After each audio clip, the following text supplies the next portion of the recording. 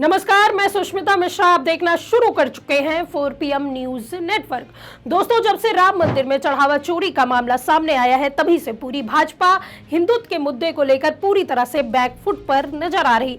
न तो मोदी जी इन दिनों किसी मंदिर में दर्शन करते हुए दिखाई दे रहे हैं और न ही कोई बड़ा बीजेपी का नेता हिंदू धर्म को लेकर कोई बड़ा बयान दे रहा है, सिवाय योगी आदित्यनाथ के। जी हाँ दोस्तों, अगर योगी आदित्यनाथ को छोड़ दे तो पूरी भाजपा में सन्नाटा छाया हुआ है, क्योंकि पूरे देश के हिंदू और खासकर उत्तर प्रदेश के हिंदू राम मंदिर में हुए चढ़ावा चोरी को लेकर बहुत दुखी हैं। ऐसे में योगी आदित्यनाथ अभी भी अपने हिंदुत्व के एजेंडे को पकड़कर चल रहे हैं, क्योंकि यूपी में चुनाव नजदीक है और उन्होंने 10 साल में ऐसा कोई काम नहीं किया जिसको दिखाकर वो चुनाव में वोट मांग सके। इसीलिए वो फिर से हिंदुत्व के मुद्दे को जिंदा करने में लगे हुए हैं। इसी कड़ी में उन्होंने फिर से चर्चा में आने के लिए बयान दिया है। उन्होंने इस बयान में अपने पुराने नारे कटोगे तो बटोगे के नारे को फिर से जान फूंकने की कोशिश की। लेकिन इसी बीच अखिलेश यादव का भी एक बयान सामने आया, जिसने भाजपा और आरएसएस के हिंदुत्व के खोखले दावे की पोल खोलकर रख दी। तो क्या है पूरा मामला, बताएंगे आपको इस रिपोर्ट में। दोस्तों, वैसे तो जब भी चुनाव आता है तो पूरी बीजेपी हिंदू मुसलमान मंदिर, मस्जिद,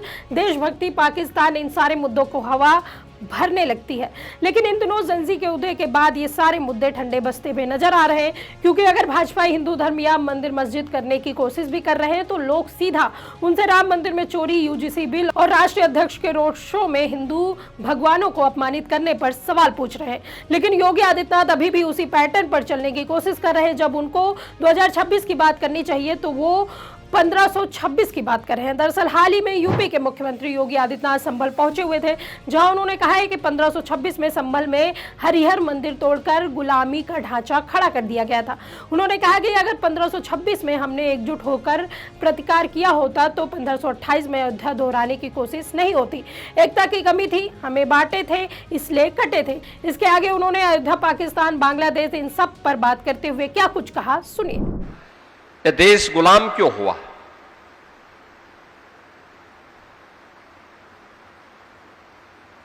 हम 2026 में हैं।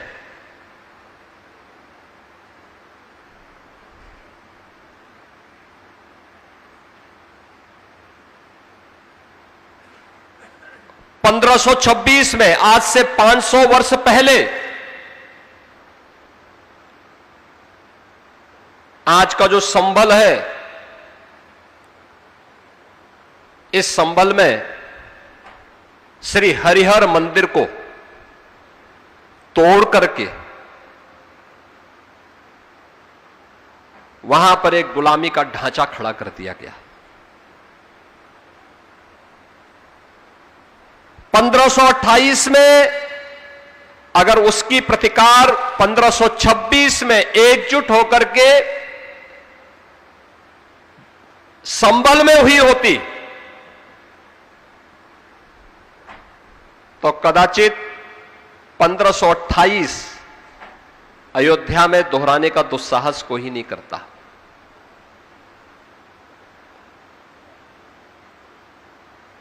यानी मात्र 2 वर्ष के बाद अयोध्या में श्री राम जन्मभूमि पर प्रभु श्री राम के मंदिर को क्षतिग्रस्त करके सनातन धर्मावलंबियों को अपमानित करते हुए एक गुलामी का ढांचा खड़ा किया गया।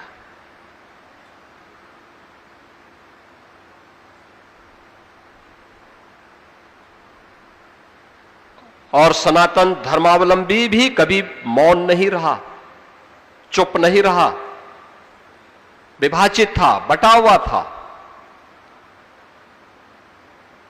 गुलामी के पूर्व ऐसा नहीं कि उसके पास बल, बुद्धि या वैभव की कमी रही हो, वह सब कुछ था। कमी थी तो एकता की कमी थी। एक दिशा में, एक स्वर में, एक साथ चलने की कमी थी। हम बटे थे और इसीलिए तो कटे थे। बार बार यही प्रश्न खड़ा होता है। आज 14 अगस्त है।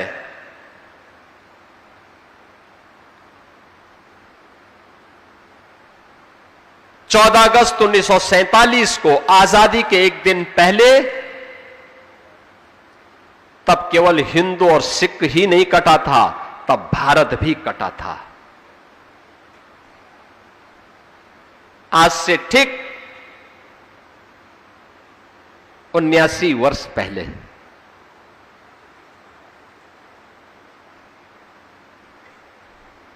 सनातन राष्ट्र के रूप में जो भारत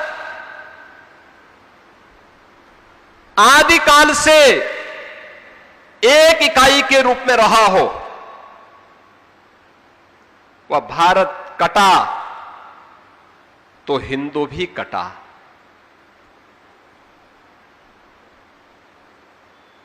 कोई प्रश्न नहीं पूछता। आज भी जब पाकिस्तान और बांग्लादेश के अंदर निर्दोष हिंदू मारे जाते हैं, काटे जाते हैं, और ये हर व्यक्ति जानता है कि मरने वाला जो हिंदू है ये सभी दलित समुदाय से है।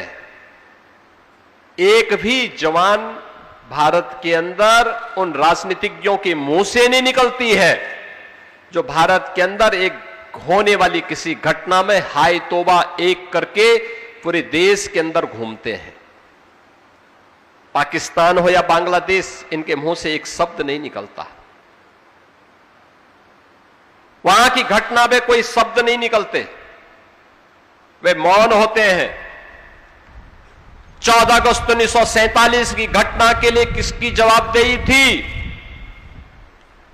कौन जिम्मेदार था उसके लिए? कोई जिम्मेदारी लेने को तैयार नहीं, क्योंकि उनको सत्ता चाहिए थी। उनको देश की प्रजा से, देश की उस समय के भारत की अन्य बहुसंख्यक प्रजा से कोई लेना देना नहीं था। एन केन प्रकारेण सत्ता चाहिए। और याद करिए, आज भी वही स्थिति है। अब देखिए, यहाँ योगी जी बड़े बड़े ज्ञान दे रहे हैं, हिंदू एकता की बात करते नजर आ रहे हैं। 1526 तक पहुंच गए, लेकिन 1526 में जब संघ और बीजेपी की विचारधारा से जुड़े लोग जब दलित नेता की रैली के बाद उस जगह को शुद्धिकरण करते हैं, उस पर योगी जी कुछ नहीं बोलते। दरअसल हाल ही में उत्तराखंड के हल्द्वानी में जब कांग्रेस अध्यक्ष मल्लिकार्जुन खड़गे एक रैली को संबोधित करने पहुंचे थे, तो उसके कुछ दिन बाद वहाँ एक हिंदू संगठन पहुंचता है और उस जगह का कैमरे पर शुद्धिकरण किया जाता है। गुरुवार को इस मुद्दे को लेकर मल्लिकार्जुन खड़गे ने राज्यसभा में भी उठाया था, जिसके बाद एक बड़ा राजनीतिक बखेड़ा खड़ा हो गया। इसी को लेकर सपा अध्यक्ष अखिलेश यादव की भी प्रतिक्रिया सामने आई है। अखिलेश यादव ने इसको लेकर भाजपा पर निशाना साधते हुए कहा कि उनके अंदर भेदभाव की भावना है, वे समाजवादी मूल्य और रामराज के आदर्शों पर विश्वास नहीं करते। वे चाहते हैं कि समाज में बंटवारा बना रहे और लोगों के बीच नफरत कायम रहे। उन्होंने जानबूझकर समाज में नफरत फैलाने का काम किया है। ये अच्छी बात नहीं है। इनके अंदर भेदभाव की भावना है, कभी समान नहीं समझते। ये समाजवादी सोच के नहीं हैं, ये राम राज्य की सोच के लोग नहीं हैं, ये भेदभाव वाले सोच के लोग हैं।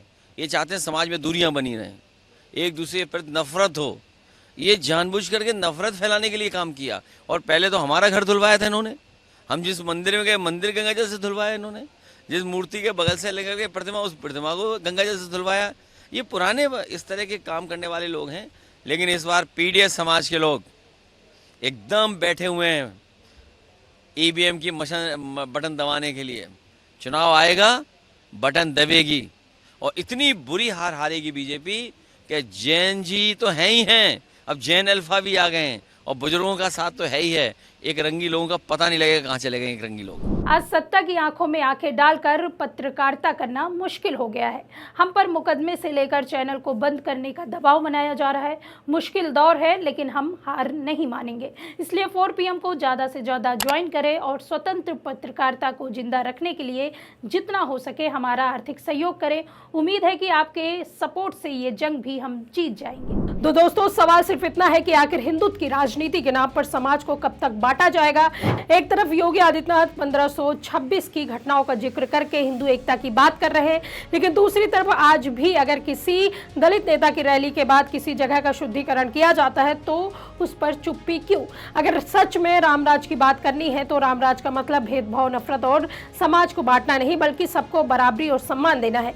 यह सवाल अब जनता भी पूछ रही है। खासकर नई पीढ़ी पुराने नारों से आगे बढ़कर शिक्षा, रोजगार, महंगाई और अपने अधिकारों का जवाब मांग रही है। इस पर आपकी क्या राय है, हमें कमेंट में जरूर बताइए। अगर वीडियो पसंद आई हो तो लाइक और शेयर करें, और अगर आपने अभी तक हमारे चैनल को सब्सक्राइब नहीं किया है तो कर लीजिए। जुड़े रहिए 4 PM न्यूज नेटवर्क के साथ। नमस्कार।